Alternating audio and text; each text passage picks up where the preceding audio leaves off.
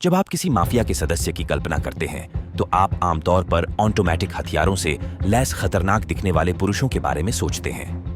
कई gang, cartel और आपराधिक संगठन आमतौर पर पुरुषों द्वारा चलाए जाते हैं और उनमें पुरुष ही होते हैं। हालांकि कुछ महिलाओं ने दिखाया है कि इन गैंग में नेतृत्व हमेशा लिंग द्वारा प्रतिबंधित नहीं होता है। इस भारी महिला प्रतिनिधित्व की कमी के बावजूद कई महिलाओं ने साबित किया है कि वे अपने पुरुष साथियों की तरह ही चालाक और खतरनाक हो सकती हैं। जूडी मोरन 18 दिसंबर 1940 को जन्मी जुड़ी मैरियन मोरन मेलबर्न के सबसे कुख्यात अपराधी परिवार मोरन परिवार की मातृसत्ता और मेलबर्न माफिया की गॉडमदर थीं।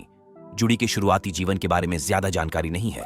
हालांकि यह निश्चित है कि उन्होंने 1963 में लेस्ली जॉन जॉनी कोल से शादी की और इस जोड़े का एक बेटा मार्क था। 1982 में लेस्ली जॉन कोल की सिडनी में एक ड्रग से संबंधित गैंगलैंड संघर्ष में हत्या कर दी गई थी। उस समय जूडी पहले ही जॉन को तलाक दे चुकी थीं और लुइस मोरन एक आयरिश ऑस्ट्रेलियाई अपराधी और मोरन परिवार के कुलपति के साथ एक रिश्ते में थीं। 1966 तक जूडी ने लुइस से शादी कर ली और इस जोड़े का एक बेटा जेसन मोरन था। हालांकि 1995 में मोरन अलग हो गए। हालांकि जूडी और लुइस मोरन का तलाक हो गया था। उनके बच्चों का परिवार की आपराधिक गतिविधियों से संबंध था और मोरन के रूप में जीवन न तो सुरक्षित था और न ही लंबा। 2000 के दशक की शुरुआत में मोरन परिवार में मौतों की लहर आई। उनका पहला बेटा मार्क 2000 में मारा गया था। फिर उनका दूसरा बेटा जेसन 2003 में कुछ समय बाद मारा गया था। 2004 में उनके पूर्व पति लुइस की हत्या कर दी गई। तीनों पुरुषों की कथित तौर पर शहर के सबसे खराब गैंगलैंड मुठभेड़ के दौरान मृत्यु हो गई। अपने पूर्व पति की मृत्यु के कुछ ही हफ्तों के भीतर जूडी ने कथित तौर पर अपनी आत्मकथा लिखने और प्रकाशित करने के लिए celebrity agent Harry M Miller से संपर्क किया। उन्होंने दावा किया कि वह अपनी कहानी बताने और अपने अलग हुए पति का नाम साफ करने के लिए पुस्तक का उपयोग करना चाहती है। पुस्तक माई स्टोरी पहली बार फरवरी 2005 में जारी की गई थी।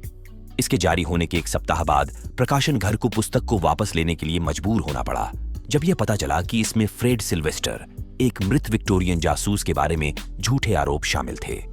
झूठे आरोपों के बिना पुस्तक को पुनर्मुद्रित किया गया और उसी वर्ष मई में पुनः जारी किया गया। 15 जून 2009 को जूडी के भाई साले डेस टुपेंस मोरन को एस्कॉट वैले में मृत पाया गया। अगले दिन जूडी मोरन और 3 अन्य संदिग्धों को गिरफ्तार कर लिया गया और डेस मोरन की हत्या के संबंध में आरोप लगाया गया। उनके 2 ज्ञात सहयोगी 45 वर्षीय सुजैन केन, जूडी के मृतक पुत्र जेसन की बहन साले और 43 वर्षीय जेफरी अमोर केन के साथी थे। जूडी मोरन और सुजैन केन पर बाद में तथ्य के बाद सहयोगी होने का आरोप लगाया गया, जबकि जेफरी अमोर पर हत्या का आरोप लगाया गया। अपने मुकदमे के दौरान पुलिस ने खुलासा किया कि जूडी शूटिंग हत्या में भागने वाली चालक थी। उन्होंने सीसीटीवी फुटेज प्रस्तुत किया जिसमें कथित तौर पर जूडी को अपनी मौत की सुबह डेस मोरन कहां होने वाला था इसकी खोज करते हुए दिखाया गया। उन्होंने फुटेज भी दिखाया जहां प्रत्यक्षदर्शी शूटिंग से भागते हुए दिखाई दिए। पुलिस ने जूडी के गैराज में गेटवे कार और कथित तौर पर उसके द्वारा ड्राइविंग करते समय पहने गए सफेद दस्ताने भी खोजे। उन्हें गेटवे कार में एक बंदूक मिली और उनके घर की तलाशी के दौरान उन्हें एक किताबों की अलमारी के पीछे छिपा हुआ एक तिजोरी मिला। तिजोरी में 3 हैंडगन, एक विग, 2 चोरी की लाइसेंस प्लेटें और कपड़े थे जो प्रत्यक्षदर्शियों के विवरण से मेल खाते थे।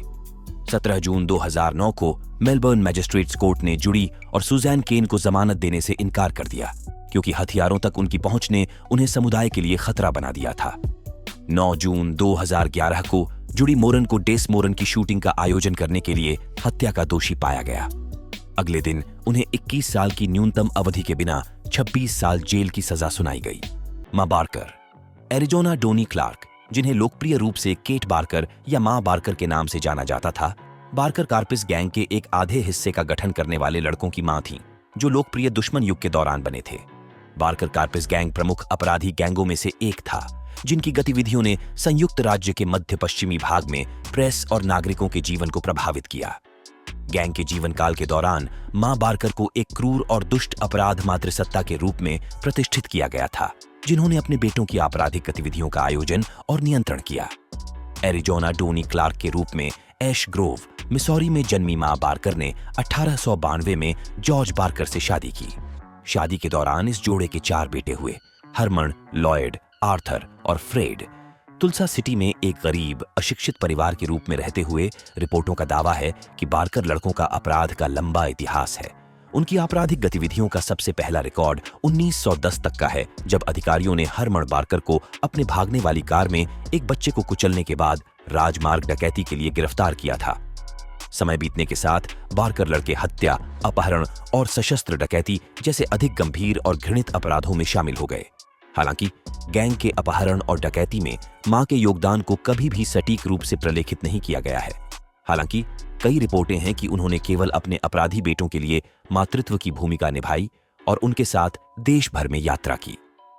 29 अगस्त 1927 को मां ने अपना पहला बेटा हरमन विचिटा कांसास में पुलिस अधिकारियों के साथ गोलीबारी में खो दिया। हरमन ने कथित तौर पर एक अधिकारी को मार दिया था जब उसने उसे बिंदु रिक्त सीमा पर मुंह में गोली मार दी थी। उसने भागने का प्रयास किया, लेकिन अपने भागने वाले वाहन को क्रैश करने से पहले ज्यादा दूर नहीं गया। दुर्घटना ने उसे गंभीर रूप से घायल कर दिया, लेकिन हरमन ने पुलिस के उसे गिरफ्तार करने से पहले खुद को मार लिया। 1928 में मां के सभी लड़के अलग अलग संघीय और राज्य जेलों में समय काट रहे थे। लॉयड बारकर को लीवनवर्थ कांसास में संघीय कारावास में कैद किया गया था। आर्थर ओक्लाहोमा राज्य जेल में थे और फ्रेड कांसास राज्य जेल में थे।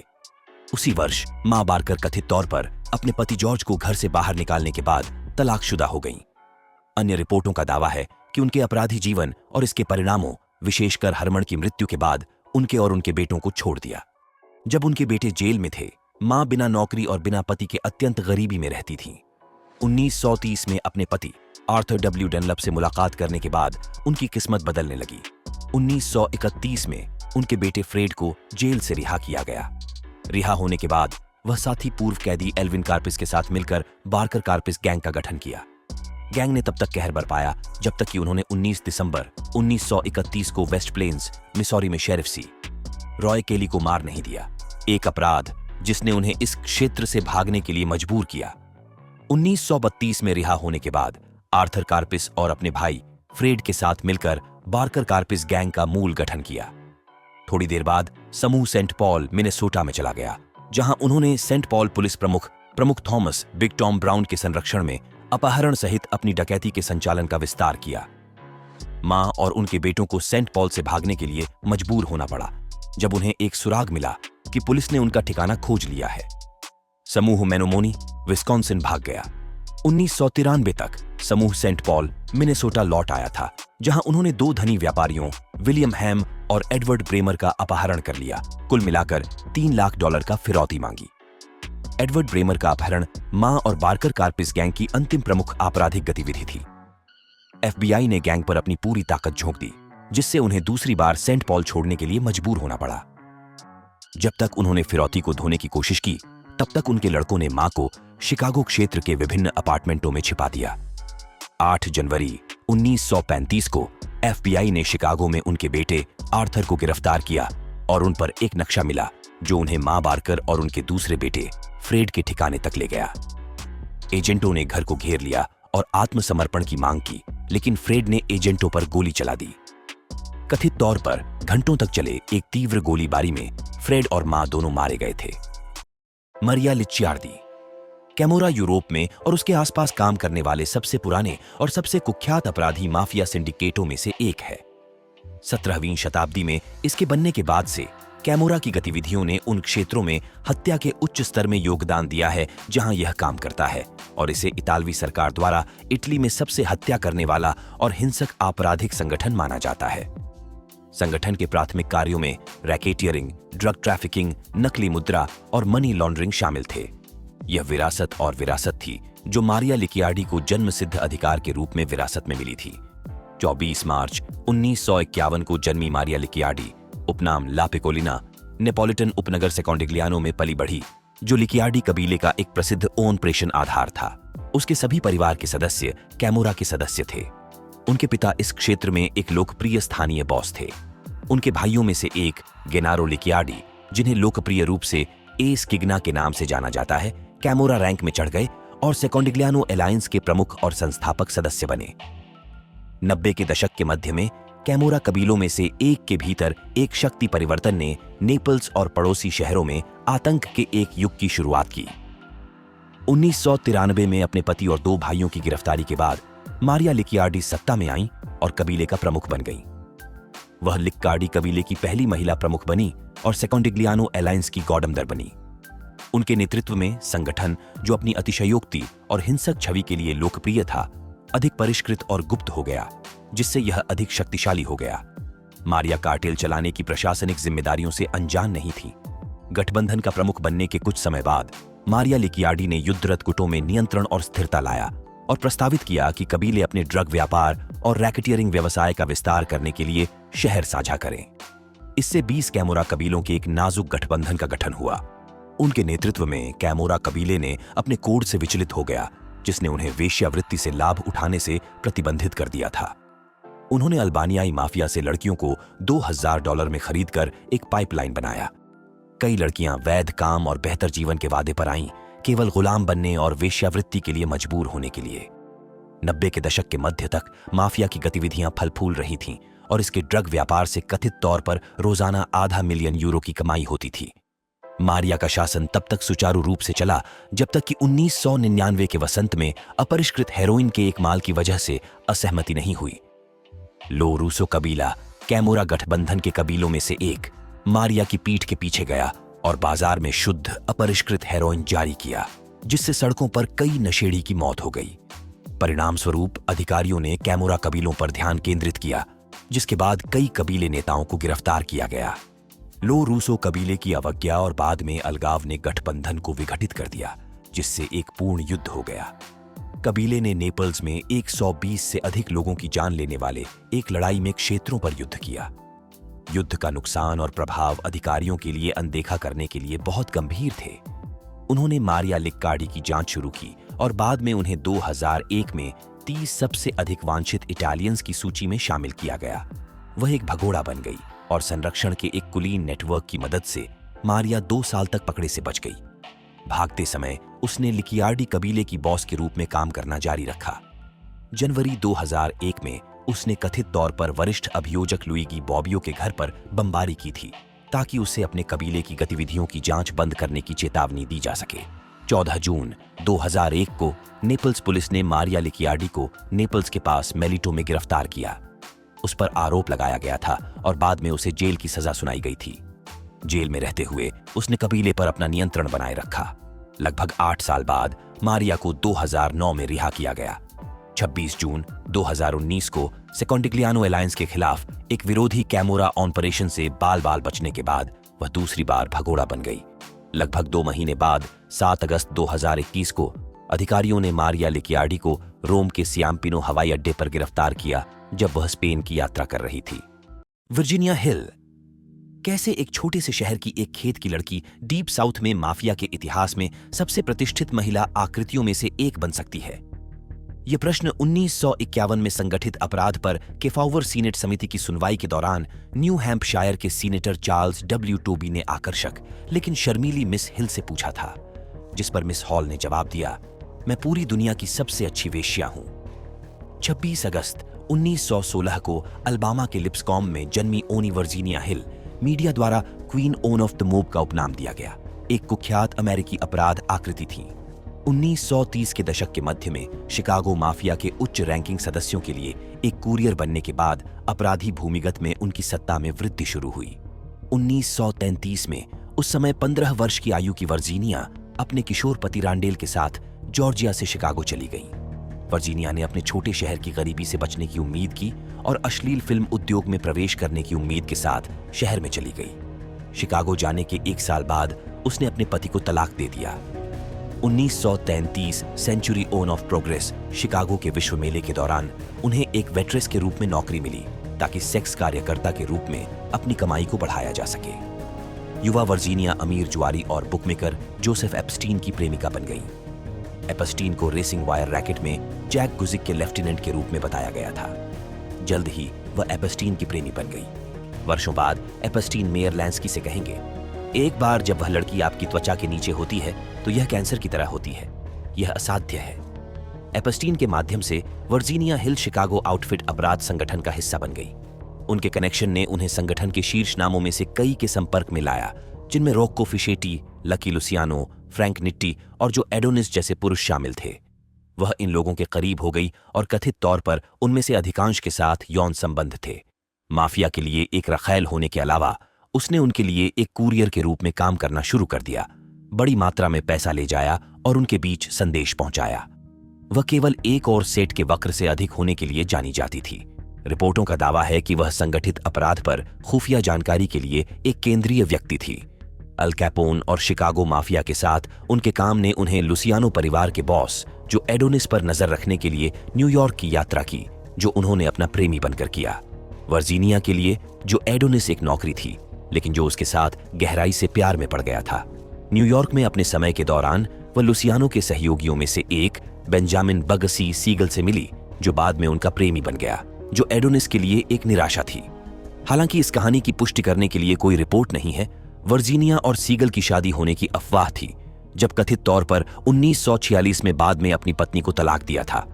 वर्जीनिया और सीगल का रिश्ता बहुत अस्थिर बताया गया था, लेकिन यह जोड़ा हमेशा अपने मुद्दों को हल करता हुआ दिखाई देता था। सीगल, जो एक ईर्ष्यालु प्रेमी था, किसी भी व्यक्ति को चुनौती देगा जो अपनी लड़की के बहुत करीब आ गया। हालांकि उन्हें कुछ परेशानी तब हुई जब उनके शानदार होटल फ्लेमिंगो, जो कथित तौर पर वर्जीनिया के लिए उनके स्नेही उपनाम के नाम पर रखा गया था, ने बहुत कम रिटर्न दिखाया। कई चेतावनियों के बावजूद सीगल अपने होटल के हिस्से को बेचने के लिए अड़े रहे, जिससे उनके सहयोगियों का मानना था कि वह मुनाफा निकाल रहे थे और वर्जीनिया का उपयोग उन्हें स्विस बैंक खातों में ले जाने के लिए कर रहे थे। 20 जून 1947 को बेंजामिन बगसी सीगल को कैलिफोर्निया के वर्जीनिया हिल के बेवर्ली हिल्स मेंशन की खिड़की से एक स्नाइपर द्वारा गोली मारकर मार दिया गया था। दिलचस्प बात यह है कि उनकी हत्या के 4 दिन पहले वर्जीनिया ने पेरिस, फ्रांस के लिए एक अनिर्धारित उड़ान बुक की थी, जिससे यह अटकलें लगाई गईं कि उसने सीगल को मरने के लिए तैयार किया था। 1951 में उन्हें केफाउवर सीनेट की सुनवाई के दौरान गवाही देने के लिए समन किया गया था, जहां उन्होंने माफिया के साथ किसी भी तरह की संलिप्तता से इनकार किया था, जबकि मार्च 1951 में टाइम्स द्वारा उन्हें गैंगस्टर मोल्स की रानी कहा गया था। 24 मार्च 1966 को 49 वर्षीय वर्जीनिया हिल ने ऑस्ट्रिया के साल्जबर्ग के पास कोप्पल में नींद की गोलियों का ओवरडोज लेकर आत्महत्या कर ली। रोसेट्टा कुटोलो।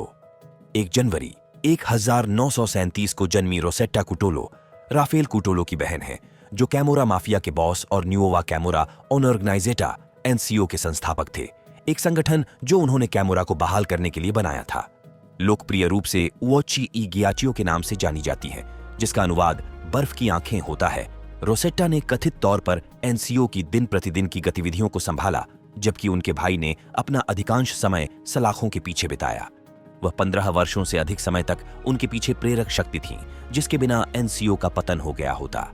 उसने जेल से उसके निर्देशों को रिले किया और वफादार पैदल सैनिकों की अपनी सेना बनाने में उसकी मदद की।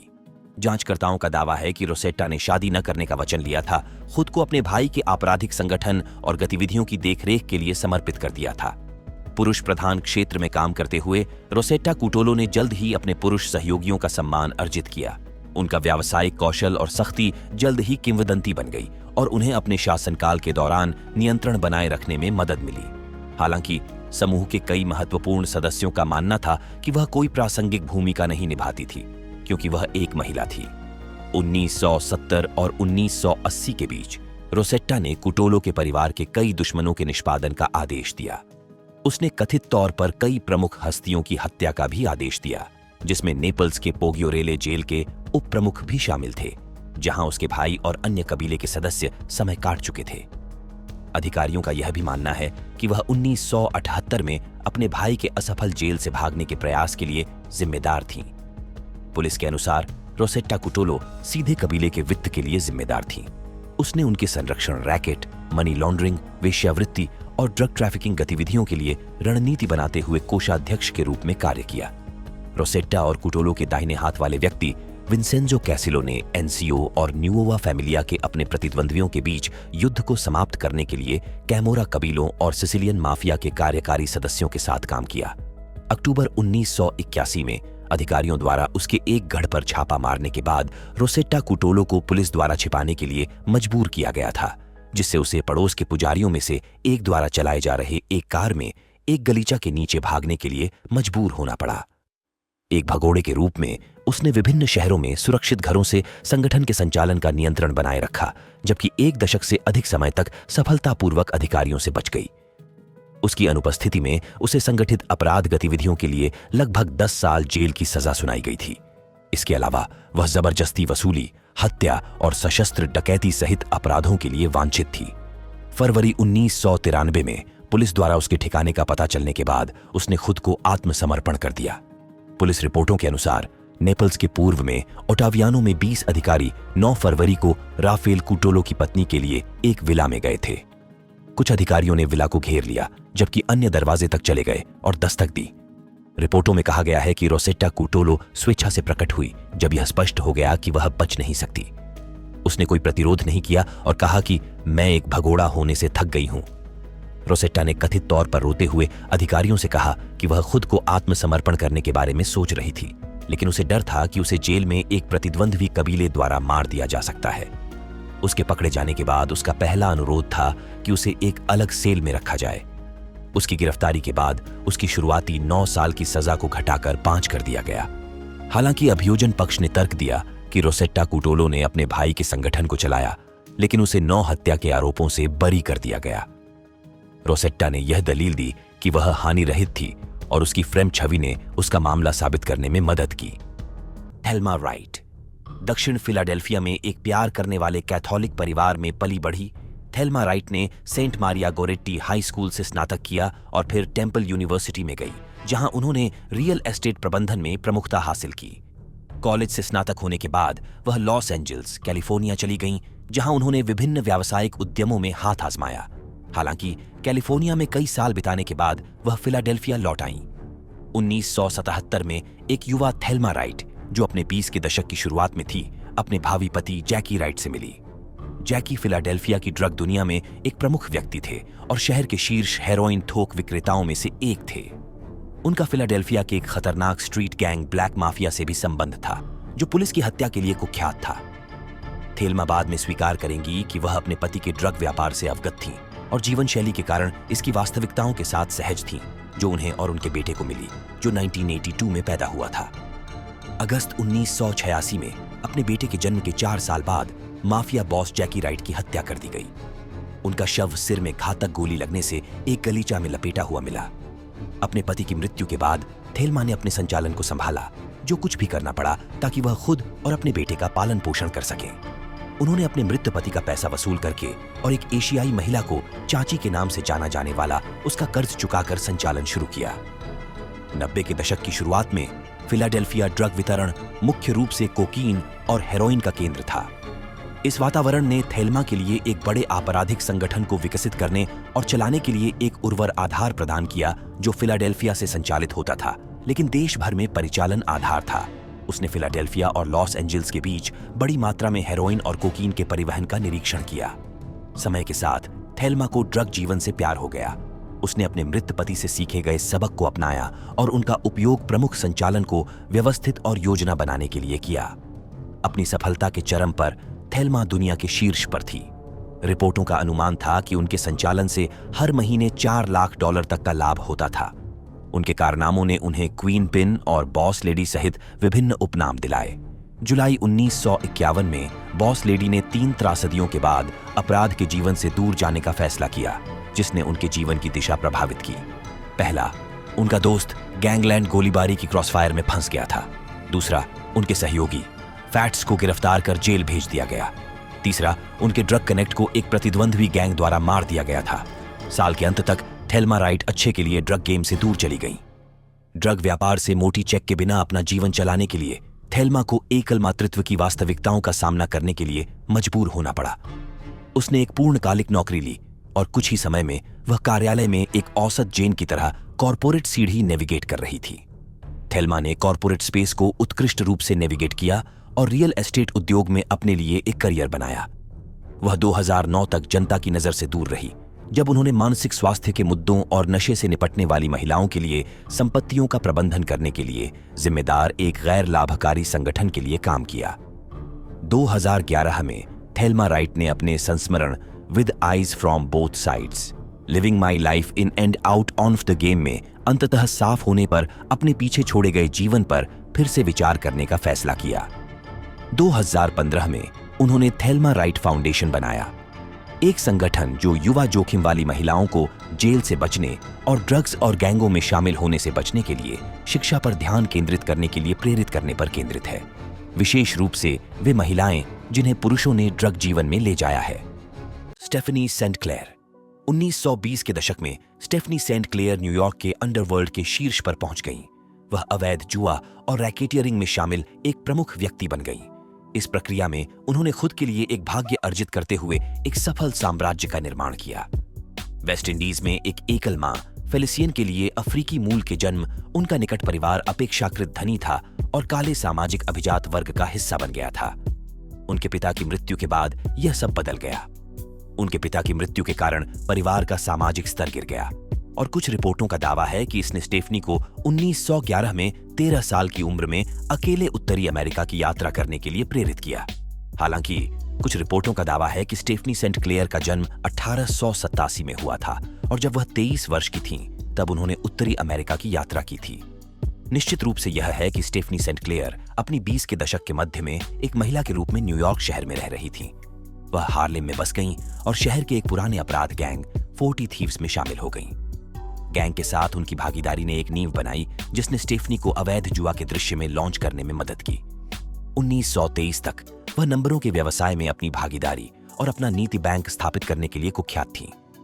1930 तक उनके शुद्ध मूल्य का अनुमान लगभग $500,000 था। वह उस समय के प्रमुख काले गैंगस्टरों में से एक बन गईं और अन्य स्थापित माफिया की तरह उन्होंने समुदाय के साथ बातचीत करने के तरीके के रूप में एक सार्वजनिक व्यक्तित्व विकसित किया। उन्होंने सामुदायिक सक्रियता में रुचि विकसित की और हार्लेम में काले समुदाय का सामना करने वाले अन्याय के खिलाफ बोलने वाली आवाज बन गई। उन्होंने सार्वजनिक रूप से वरिष्ठ पुलिस अधिकारियों पर भ्रष्टाचार का आरोप लगाया और पुलिस ने बदला लेने के लिए उन्हें बढ़े हुए आरोपों पर गिरफ्तार किया। एक वर्क हाउस में 10 महीने बिताने के बाद स्टेफनी सेंट क्लेयर ने सीबरी कमीशन को उन रिश्वत के बारे में गवाही दी जो उन्होंने पुलिस अधिकारियों और नंबरों के खेल में भाग लेने वाले अधिकारियों को दी थी। स्टेफनी की गवाही के बाद कमीशन ने कथित तौर पर 1 दर्जन से अधिक भ्रष्ट अधिकारियों को बर्खास्त कर दिया। 1930 में अमेरिकी माफिया डच शुल्ट्ज हार्लेम जुआ के दृश्य में चले गए। शुल्ट्ज ने अन्य नीति बैंकों पर धमकी और हिंसा का अभियान चलाया। 1931 तक स्टेफनी को छोड़कर सभी अन्य नीति बैंकर सेवानिवृत्त हो गए थे या शुल्ट्ज को अपना व्यवसाय नियंत्रण सौंप दिया था। इससे डच शुल्ट्ज और स्टेफनी सेंट क्लेयर के बीच युद्ध हो गया। लगभग 2 वर्षों तक स्टेफनी ने मुख्य रूप से अपने विश्वसनीय लेफ्टिनेंट एल्सवर्थ बम्पी जॉनसन के माध्यम से काम किया। उस समय उन्होंने डच शुल्ट्ज से लड़ाई लड़ी, जबकि अपना सार्वजनिक व्यक्तित्व बनाए रखा और पुलिस अत्याचार के पीड़ितों के लिए वकालत की। जब शुल्ट्ज को अपने बूटलेगिंग व्यवसाय की जांच कर रहे विशेष अभियोजक को मारने के लिए कमीशन के आदेश की अवज्ञा करने के लिए मार दिया गया था, तो सेंट क्लेयर ने उन्हें एक टेलीग्राम भेजा जिसमें लिखा था, जैसा तुम करोगे वैसा ही तुम काटोगे। 1940 के दशक तक बम्पी जॉनसन हार्लेम में अग्रणी व्यक्ति बन गए थे, जबकि स्टेफनी नंबरों के व्यवसाय में कम शामिल हो गई थी। जुआ के दृश्य से सेवानिवृत्त होने के बाद वह राजनीतिक सुधार की पैरोकार बन गईं। 1930 के दशक के अंत में स्टेफनी से मुलाकात की सूफी अब्दुल हामिद, लोकप्रिय रूप से उनके विरोधी सेमिटिक और नाजी प्रकार की सक्रियता के लिए ब्लैक हिटलर कहा जाता है। स्टेफनी अंततः अब्दुल हामिद से शादी कर लेंगी, लेकिन शादी जल्दी ही डाउनहिल हो गई जब कथित तौर पर उनका एक भाग्य बताने वाले के साथ अफेयर था। जनवरी 1938 में स्टेफेन ने भाग्य बताने वाले के साथ अपने अफेयर पर लड़ाई में हामिद को गोली मार दी। उसे 2 से 10 साल जेल की सजा सुनाई गई थी और उसे 1940 के दशक की शुरुआत में रिहा कर दिया गया था। अपनी रिहाई के बाद स्टेफनी सेंट क्लेयर एक शांत जीवन जीती थीं और काले समुदाय का सामना करने वाले मुद्दों के बारे में अखबार में कॉलम लिखना जारी रखा। वह 1969 में अपने 73वें जन्मदिन से कुछ समय पहले चल बसी। जेमेकर थॉम्पसन हैरिस्टन, द क्वीन पिन, जैसा कि बाद में उन्हें कहा जाता था, एक पूर्व अमेरिकी ड्रग डीलर हैं जो 1980 के दशक के अंत में संयुक्त राज्य में कोकीन महामारी के चरम पर कोकीन व्यापार के शीर्ष पर पहुंच गईं। थॉम्पसन ने अपने संचालन को दक्षिण सेंट्रल लॉस एंजल्स में अपने आधार से नियंत्रित किया, हालांकि उनके पास देश भर में विभिन्न शहरों में अन्य वितरण केंद्र थे। थॉम्पसन का पैसा और नियंत्रण के प्रति जुनून तब शुरू हुआ जब उसे और उसकी मां को लगभग 8 साल की उम्र में अपने साउथ एलए घर से बेदखल कर दिया गया था। हाई स्कूल में रहते हुए थॉम्पसन एक ट्रैक स्टार और एंथनी डफ मोस्ले की प्रेमिका थीं, जो उस समय एक सक्रिय ड्रग डीलर थे। डफ ने उन्हें ड्रग गेम से परिचित कराया और थॉम्पसन ने कुछ समय बाद उसके लिए भुगतान लेना शुरू कर दिया। समय के साथ उनकी जिम्मेदारियां बढ़ती गईं और जल्द ही उन्होंने एक हाई स्कूल छात्र के रूप में सप्ताह में लगभग 3 से 4 किलो कोकीन बेचना शुरू कर दिया। पावर कपल ने अपना कोकीन बेचने का कारोबार जारी रखा। उनकी सफलता और भड़कीले जीवन शैली ने उन्हें एलए के सबसे बड़े कोकीन डीलरों के रूप में स्थापित किया। उन्होंने 1980 में शादी की और 1982 तक इस जोड़े का एक बेटा और एंसिना, कैलिफोर्निया में एक घर था। अपने बेटे के जन्म के बाद एंथनी थॉम्पसन ने कोकीन व्यवसाय छोड़ने और अपने बेटे को सड़क जीवन से दूर रखने के बारे में सोचना शुरू किया। हालांकि दंपति के लिए कोई खुशी कभी नहीं रही, क्योंकि एंथनी के जन्म के कुछ समय बाद डैफी की हत्या कर दी गई थी। अपने पति की मृत्यु के बाद डीए एजेंटों ने जो थॉम्पसन को देखा था, उन्होंने मान लिया कि वह अपना ड्रग व्यवसाय बंद कर देगी, और उसने किया थोड़ी देर के लिए। उसने कुछ समय के लिए अपना ड्रग व्यवसाय छोड़ दिया ताकि अपने पति का निजी तौर पर शोक मना सके, लेकिन अंततः अपने एक सहयोगी द्वारा उसे फिर से बेचना शुरू करने के लिए मनाने के बाद वापस आ गई। 1984 में उसने देश भर में विभिन्न राज्यों में वितरकों को नियुक्त करके अपना व्यवसाय बढ़ाया। जल्द ही उसे कोलंबिया में उत्पादकों से कोकीन की सीधी शिपमेंट मिलने लगी। 26 साल की उम्र में उसने हॉलीवुड में अपना अपस्केल हेयर डिस्ट्रीब्यूशन व्यवसाय स्थापित किया, जिसे उसने ड्रग मनी को लॉन्डर करने के लिए एक मोहरा के रूप में इस्तेमाल किया। क्वीन पिन के रूप में उनका शासन अचानक समाप्त हो गया जब उनके तत्कालीन प्रेमी और बिजनेस पार्टनर पर्सी चीज ब्रैटन को उनकी कार में किलो के साथ पकड़ा गया। पर्सी ने जल्दी से अधिकारियों के साथ एक समझौता किया, उन्हें जेमिकर थॉम्पसन को दोषी ठहराने के लिए सबूत दिए।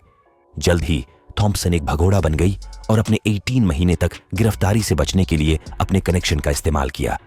थॉम्पसन अंततः अपने बेटे के स्नातक समारोह में भाग लेने के लिए छिपकर निकली, लेकिन अपने बेटे के सामने ही गिरफ्तार कर ली गई। अपनी गिरफ्तारी के बाद उस पर आरोप लगाया गया और दोषी ठहराया गया। सजा की प्रतीक्षा करते हुए उसने यीशु मसीह का सामना किया और ईसाई धर्म में परिवर्तित हो गई। जेमिकर थॉम्पसन को 15 साल जेल की सजा सुनाई गई थी, लेकिन अपनी सजा के 12 साल पूरा करने के बाद रिहा कर दिया गया। अपनी रिहाई के बाद उसने एक ईसाई मंत्रालय, सेकंड चांस इंजील मंत्रालय की स्थापना की, अपने बेटे के साथ फिर से मिला और चैंप हेयरस्टन से शादी की। उन्होंने 2010 में अपने जीवन के बारे में एक संस्मरण प्रकाशित किया और नेटफ्लिक्स श्रृंखला ड्रग लॉर्ड्स के एक एपिसोड सहित उनकी कहानी के विभिन्न टीवी रूपांतरणों का विषय था। यदि आपने इस वीडियो को देखने का आनंद लिया है तो स्क्रीन पर हमारे अन्य समान और अद्भुत वीडियो देखें। देखने के लिए धन्यवाद और हम अगली बार मिलेंगे।